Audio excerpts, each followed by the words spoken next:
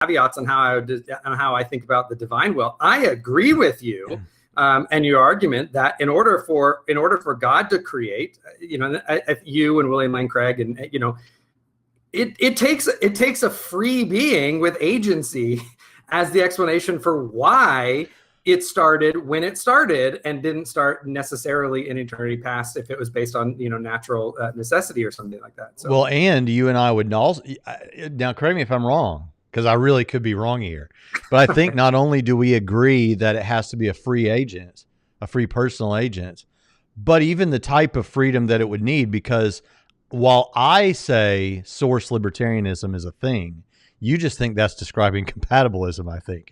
Isn't that right? Yeah, as long as it's not a principled, it's not a principled position that freedom just is necessarily incompatible with any type of determinism. Yeah, well, like what I would say, it's soft compatibilism.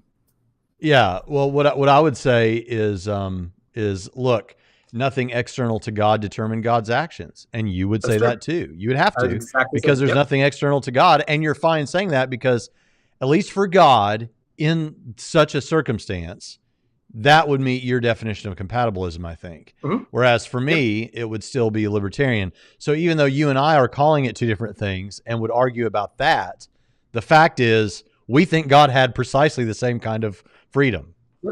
Yeah, we would nuance it differently. That's a weird take I never thought about.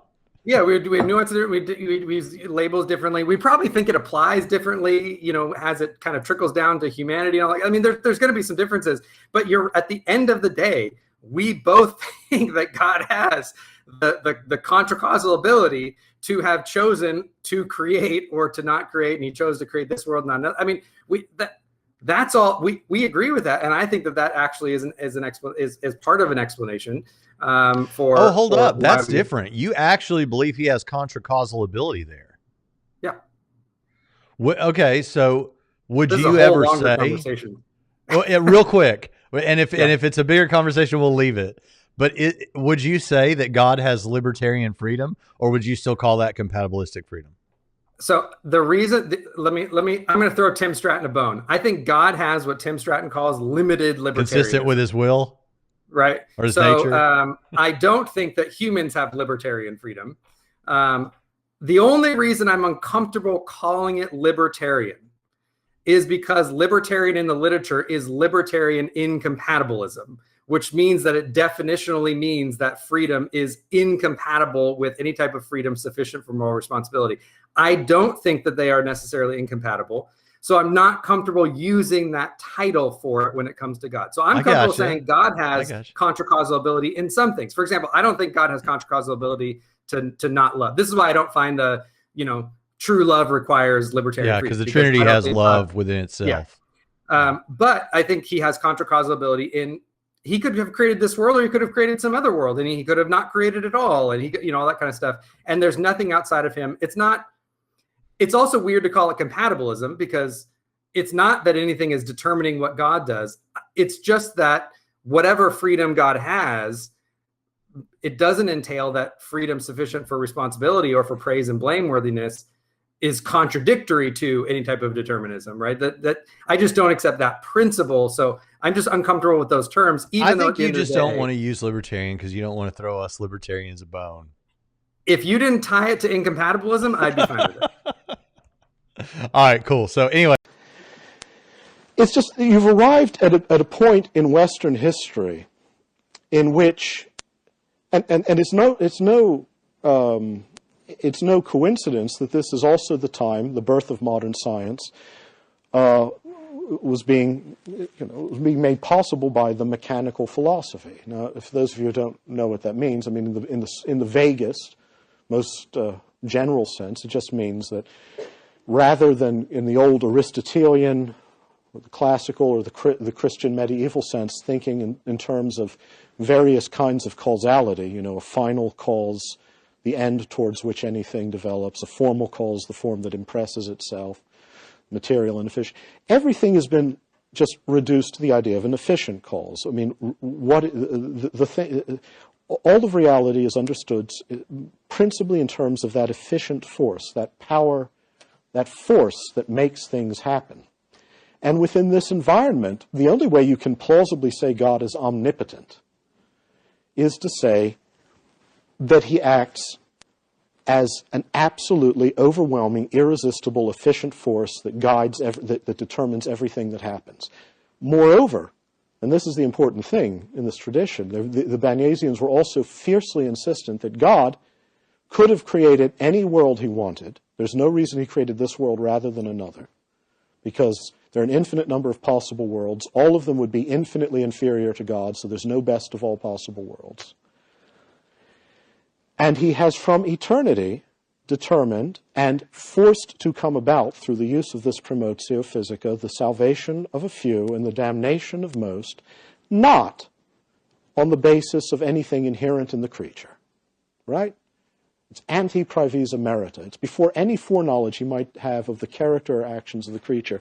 He has determined this from eternity solely that his sovereignty might be displayed, that his power, he doesn't use the term, Banyas doesn't say sovereignty, he says goodness.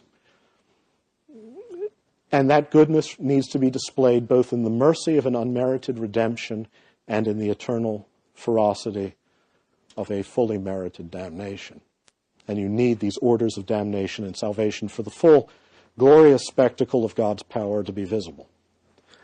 And I mean, this is happening in Catholic theology. It's also in Protestant theology. I mean, I don't need to tell you, I would think that similar language is to be found in the Calvinist tradition without the promotio physica, but and in Lutheran tradition. This is the modern Christian God in the West to a very real degree, not for everyone. It's also the God that people have now heard about because of the printing press. You know, throughout most of history, in the West as in the East, Christians have been semi-Pelagians.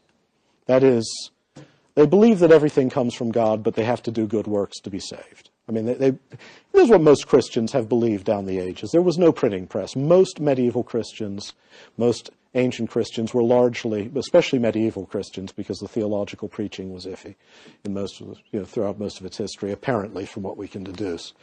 In the age of the printing press, this God, the God who seems first and foremost to be a God of sovereign will, a God who fits very well into the age of the mechanical philosophy. This God gives us a model of what freedom is. And what freedom is the spontaneous power of the will to decide and to do and to act. And if that's what freedom is for God, then in some sense that's what freedom must be for us. It's a natural process that over the years this image of divine freedom will migrate to the human and become an image of human freedom. What is it to be free? It is the freedom of sheer sovereignty. The sovereignty of the nation state, the sovereignty of the individual, the sovereignty of the property owner, what have you. Sovereignty. Power of the will. Not obedience to one's nature, not desire for the good, but first and foremost, the unpremised, spontaneous employment of the power of the will. And if that's what freedom is, then God is the ultimate rival to our freedom. God, rather than being the infinite source of the good that sets us free, as he would be in the more antique notion of freedom, God, rather than God being that eternal good that sets us free for itself, that gives us a nature and sets us free from our own ignorance and vice and cruelty and violence, God is now just the biggest individual around. And he is our enemy. But not only does he give us the model of freedom, he is, and I think, just forgive me for putting this so bluntly, he also happens to be evil. Because if that's how predestination works, if it is this causal force directly determining all things for the display of sovereignty, then he's a God beyond good and evil. He is a God totally beyond good and evil, and to be beyond good and evil is simply to be evil. And over the course of time, why should one continue to believe in such a God? Such a God should die. The death of God, the slow retreat of faith, seems to me almost a thing desirable by contrast.